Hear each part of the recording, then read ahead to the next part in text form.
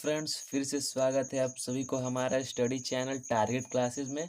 और आज हम आप लोगों के लिए क्लास 9th केमिस्ट्री का पहला chapter matter in our surrounding का लेक्चर 3 लेकर आया हूं, और जिसमें हम लोग डिफ्यूजन और उसके बारे में पढ़ेंगे। हालांकि हमने इस चैप्टर का पहले 2 वीडियो और अपलोड कर चुके हैं, जिसमें मैटर और मैटर की क्लासिफिकेशन और उसके प्रॉपर्टीज़ के बारे में जाने हैं। तो ये वीडियो है, ये मेरा डिफ्यूजन के बारे में है, और ये वीडियो आप बिना स्किप किए हुए देखिएगा, ताकि डिफ्यूजन जो टॉपिक है वो आपको पूरी तरह समझ में आ जाए। और अगर आप अभी तक मेरे इस चैनल को सब्सक्राइब नहीं किए होंगे तो जल्द से जल्द रेड कलर के बटन को दबाकर सब्सक्राइब करें और बेल आइकन को दबाना ना भूलें, ताकि कोई भी अगर वीडियो हम अपलोड करें तो सबसे पहले आप तक पहुंच सके। तो चलिए हम अपना आज का टॉपिक डिफ्यूजन स्टार्ट करते हैं। तो सबसे पहले डिफ्यूजन क्या होता है हम ये पढ़ेंगे। तो डिफ्यूजन का सिंपल में डिफिनीशन होता है कि जो सब्सटेंसेस का हायर टू लोअर मूवमेंट, यानी कि हायर कंसंट्रेशन से लोअर कंसंट्रेशन जब सब्सटेंसेस मूवमेंट करते हैं, यानी कि उनका मूवमेंट होता है, तो उसी को हम डिफ्यूजन कहते हैं। जैसे कि अगर एक टब में वाटर है और उसमें हम एक ड्रॉप इंक डालते हैं तो क्या होता है, तो हम देखते हैं कि जिस पोर्शन में हम इंक डालें वहाँ पर इंक का हायर कंसंट्रेशन है, और अदर जो कंसंट्रेशन है तो लो है, वहाँ पर इंक नहीं है, तो जो इंक है वो पूरे टब में फैल जाता है। तो इंक हायर कंसंट्रेशन से लोअर कंसंट्रेशन में फैला, स्प्रेड हुआ, तो इसी को हम डिफ्यूजन कहते हैं। लेकिन इसका एक्यूरेट जो डिफिनीशन है वो यह है कि the spreading out and mixing of a substance with another substance due to the motion of its particle is called diffusion। ठीक है, तो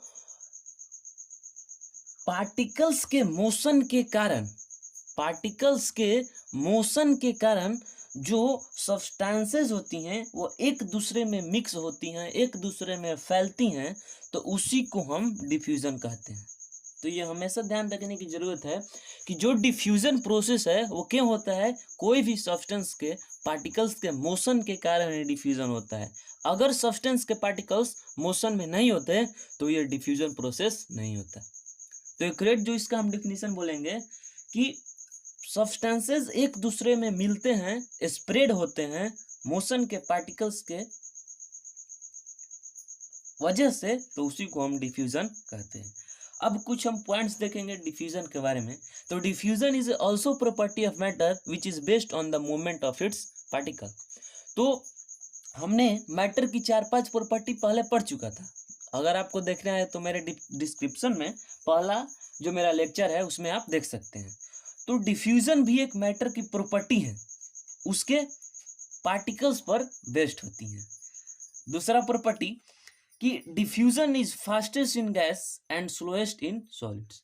तो जो डिफ्यूजन है वो सबसे तेज गैस में होता है और सॉलिड में सबसे धीरे धीरे होता है, क्योंकि हमने पहला लेक्चर में बता चुके हैं कि जो गैसेस के पार्टिकल्स हैं वो एक दूसरे से बहुत दूर दूर पर होते हैं और ये बहुत तेजी से मूव करते हैं। तो इसीलिए जो यहाँ पर डिफ्यूजन है वो ज़्यादा होगा, क्योंकि इसके पार्टिकल्स स्पीडली मूव करते हैं। और लिक्विड्स में उससे कम, तो यानी कि जो डिफ्यूजन है वो होगा, लेकिन गैसेस से कम स्पीड से लिक्विड्स में होगा। और सबसे कम कहाँ होगा, तो सबसे कम होगा सॉलिड्स में।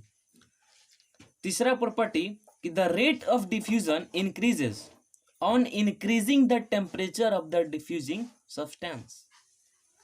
तो इसके तीसरा प्रॉपर्टी है डिफ्यूजन की कि जो डिफ्यूजन की रेट है, जैसे ही हम डिफ्यूजिंग सब्सटेंस का हम बढ़ाएंगे अगर क्या टेम्परेचर, तो जो डिफ्यूजन है वो और तेज हो जाएगा। ठीक, diffusion occurs in solid, liquids and gas. जो डिफ्यूजन है वो तीनों स्टेट में होता है, सॉलिड्स में भी होता है, लिक्विड्स में भी होता है और गैसेस में तो होता है। तो ये सब जितने भी मैंने पॉइंट्स बोला, सॉलिड सबसे तेज गैस में होता है, सबसे स्लो सॉलिड्स में होता है। जैसे ही टेम्परेचर बढ़ाएंगे डिफ्यूजिंग सब्सटेंस का तो डिफ्यूजन का रेट बढ़ता जाता है, और डिफ्यूजन जो है तीनों स्टेट में होता है, सॉलिड, लिक्विड और गैस। तो अब हम पढ़ेंगे कि सबसे पहले पढ़ेंगे डिफ्यूजन इन सॉलिड्स। तो डिफ्यूजन इन सॉलिड सबसे पहले पढ़ेंगे। तो ये जो डिफ्यूजन इन सॉलिड है, हमने अभी क्या बताया कि बहुत लंबा प्रोसेस है, बहुत लंबा टाइम लेता है यह प्रोसेस करने में, और ये बहुत ही स्लो प्रोसेस है।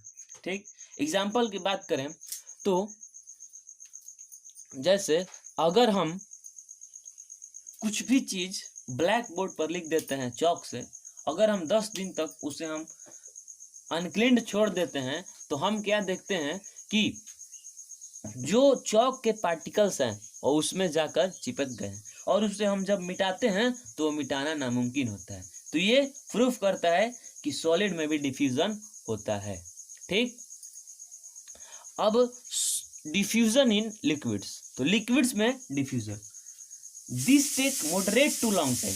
ये जो है वो सॉलिड से थोड़ा सा कम समय लेता है, और ये देखो जो सॉलिड्स था वो वेरी वेरी स्लो प्रोसेस था, लेकिन जो लिक्विड्स में डिफ्यूजन है वो वेरी स्लो प्रोसेस है, यानी कि उससे थोड़ा तेज हो जाता है diffusion. Example, the spreading of ink in water. जैसे कि हमने पहले भी एग्जाम्पल देख चुका था कि इंक का स्प्रेडिंग वाटर में होना। ठीक, अगर कोई वाटर है उसमें पोटेशियम पर मैग्नेट है, पर्पल कलर है, वो भी पूरा स्प्रेड होता है। तो ये सब डिफ्यूजन इन लिक्विड्स का एग्जांपल है। और लास्ट डिफ्यूजन इन गैसेस। तो डिफ्यूजन इन गैसेस ये बहुत जल्दी होता है और ये बहुत फास्ट प्रोसेस है, ये क्षण भर में हो जाता है, वंस मोमेंट में हो जाता है। एग्जाम्पल की बात करें तो the fragrance of burning incense stick spread all around the room. अगर हमारे रूम के कोई एक कोना में या कहीं भी अगर अगरबत्ती जलता है तो हम देखते हैं कि चारों तरफ हमारे रूम में उसका स्मेल आ रहा है, फ्रेगनेंस आ रहा है। तो इसका मतलब कि जो गैसेज हैं उसमें भी डिफ्यूजन होता है। या हम स्प्रे मारते हैं तो रूम के किसी एक कोना में मारते हैं स्प्रे तो चारों तरफ फैल जाता है। ये बताता है कि गैसेज में भी डिफ्यूजन होता है। और ये क्यों हो रहा है? क्योंकि जो पार्टिकल्स हैं वो एक दूसरे से मूव करते हैं।